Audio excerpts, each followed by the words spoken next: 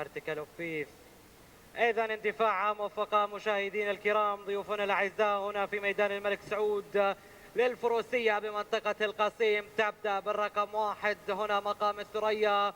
المطاردة تأتي من كرامات في المرتبة الثانية، فجر نجد تراقب في المرتبة الثالثة، وبسمات تراقب في المرتبة الرابعة من المسار الداخلي. كذلك سحابة مطر تأتي في المرتبة السادسة. أيضا ثقافية تأتي مع فكرتي، لكن تبدأ كرامات الآن مع إسماعيل فهيد من المسار الداخلي، تطاردها مقام الثريا في المرتبة الثانية. بسمات تأتي إلى ثالث المراتب. هنا تبدأ فكرتي مع عيسى القيضي في المرتبة الخامسة. كذلك أنا أرى الآن بنونة في المرتبة السابعة، لكن تبدأ كرامات الآن من المسار الداخلي تحمل الرقم 10. هنا يبدأ عبد الله الفيروز بإعطاء الإشارة لسحابة مطر. كذلك مقام الثريا تأتي في المرتبة الثانية. فجر نجد تأتي في ثالث المراتب من المسار الخارجي. هنا بسمات تظهر مع خالد الشرار من المسار الداخلي. كذلك تظهر برجيس مشاهدين الكرام مع المنعطف الأخير هنا في هذا الشوط.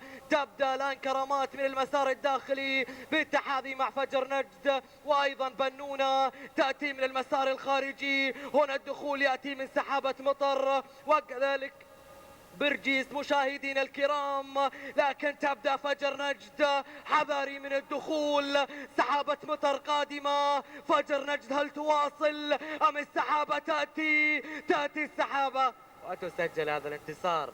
تصادق على الترشيحات سحابة مطر وتسجل الانتصار الأول في سجلها السباق.